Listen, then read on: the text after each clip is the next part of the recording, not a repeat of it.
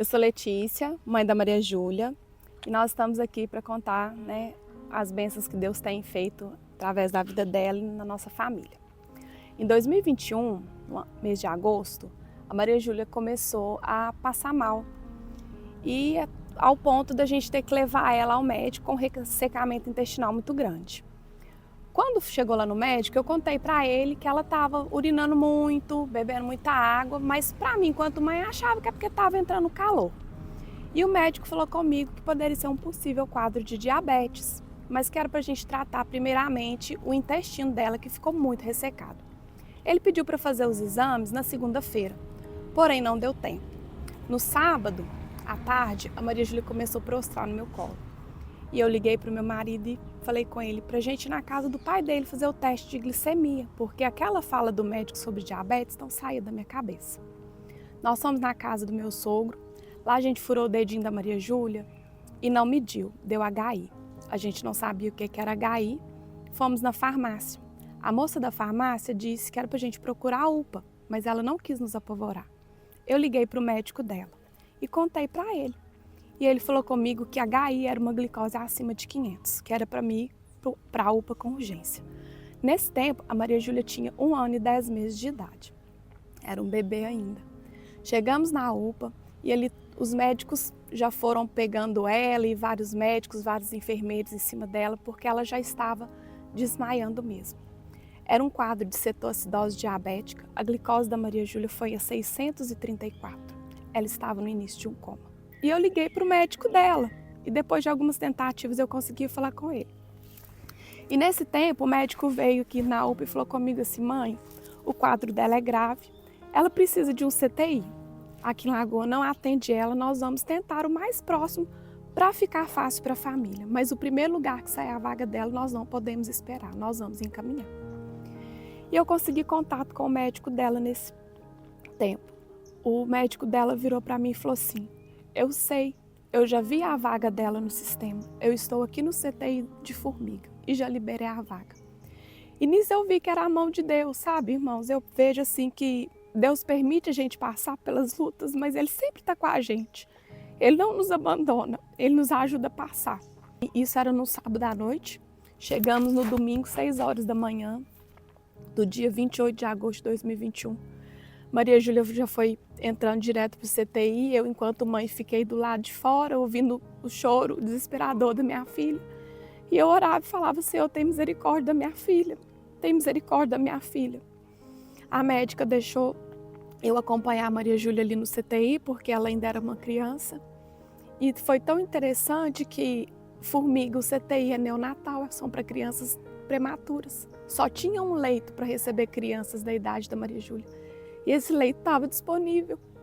E eu vi mais uma vez o cuidado de Deus ali. E aí nós entramos em oração.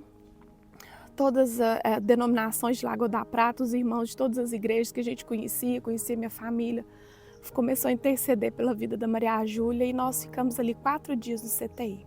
Os médicos levaram mais de 36 horas para regular a glicose dela para abaixo de 300. E todos os médicos que atendiam ela falavam: mãe, a sua filha é um milagre. E eu tinha certeza, sim, que Deus estava cuidando ali dela. Depois desses 4 dias, recebemos alta, fomos do CTI e fomos para a enfermaria. Mal eu sabia que o mais difícil estava por vir, porque enquanto eu estava no CTI, eu tinha médicos ali o tempo todo, enfermeiros, para olhar ela. E na enfermaria ficou sozinho. Eu, a Maria Júlia e Deus. Foi literalmente eu e Deus e mais ninguém. E na primeira noite, a enfermeira não medicou a Maria Júlia da forma que deveria medicar ali na enfermaria. E a glicose dela subiu muito. E a médica tinha falado que se subisse novamente, ela voltaria para o CTI. Maria Júlia só dormia segurando a minha mão. Eu passei assim dias sem tomar banho, sem comer direito. E na primeira noite no CTI, eu ajoelhei segurando a mão dela e fraquejei. Falei: Deus, por que minha filha? Por que você está deixando isso acontecer comigo, com ela, na nossa casa? E na mesma hora o Espírito Santo veio e ministrou no meu coração: você vai me questionar ou você vai me adorar? A sua filha vive. E aquele choro de desespero se transformou num choro de alegria, sabe, de certa forma, e gratidão a Deus, porque realmente a minha filha era um milagre. Os médicos tinham dito isso para mim. Então eu sabia que Deus estava cuidando de tudo. Então eu aceitei e falei, Senhor, então me dá sabedoria, me capacita, dá sabedoria. Minha filha, ela é uma criança que não tem nem 2 anos. E agora com um quadro de diabetes tipo 1, insulino dependente, vai tomar insulina para o resto da vida. Não tem cura, a não ser que o Senhor queira, mas se o Senhor me deu, o Senhor vai me ajudar, o Senhor vai me capacitar. E assim a gente veio embora para casa numa sexta-feira. Passamos uma semana no hospital. Viemos embora, tudo muito novo, muito difícil. E fomos adaptando e todos os dias eu falava, Senhor, se o Senhor me deu assim, se o Senhor está permitindo isso na minha vida, o Senhor tem propósito, o Senhor vai me ajudar. Os anos foram se passando, Maria Júlia foi para a escola pela primeira vez, eu, enquanto mãe insegura, mãe de uma criança com diabetes mais insegura ainda, e o tempo todo Deus ministrava no meu coração, eu sou Deus e eu estou contigo. Então toda vez que eu fraquejava, eu lembrava dessa fala de Deus comigo, que Ele era Deus e que Ele estava comigo. O tempo foi passando. O ano passado, no meio de 2024, eu e mais 2 mães de crianças com diabetes tipo 1, criamos um grupo de WhatsApp para ser rede de apoio uma da outra. E uma pessoa da escola da Maria Júlia falou assim comigo, sabia que você é uma mãe atípica? Eu falei, por quê? Ela falou, porque todos os dias você tem que vir à escola, medir a glicose da sua filha e aplicar insulina. Você precisa correr atrás de seus direitos. Eu nunca tinha pensado nisso. E aí eu comecei a pedir Deus estratégias. Uma coisa que eu aprendi com o pastor Henrique é buscar em Deus estratégias, pedir Deus acessos, conectar a gente com pessoas certas. E eu comecei a buscar isso em Deus. E quando foi em março desse ano, eu vi o vereador Tuti, mas a vereadora Carla lá na nossa igreja. Eu nunca passou pela minha cabeça pedir eles isso. Mas um dia no saguão, eu saí após o culto, veio na minha cabeça assim, e eu tenho certeza que foi o Espírito Santo que falou, conversa com eles. E eu recuei, eu falei assim, eu? Vou falar o quê com eles, meu Deus? Mas ao mesmo tempo o Espírito Santo falava comigo, você não pediu acesso? Você não pediu estratégia? E eu fui, me encorajei e fui. E conversei com eles ali alguns minutos e pedi a eles para estar nos apoiando na causa das crianças com diabetes da nossa cidade.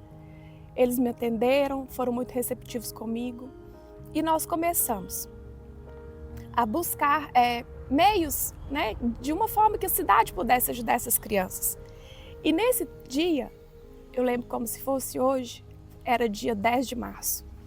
Se não me engano, era o primeiro domingo da quaresma, quando o pastor tinha lançado os propósitos de jejum e oração. E eu falei com o Senhor que eu entraria nesse propósito por essa causa, para ajudar as pessoas.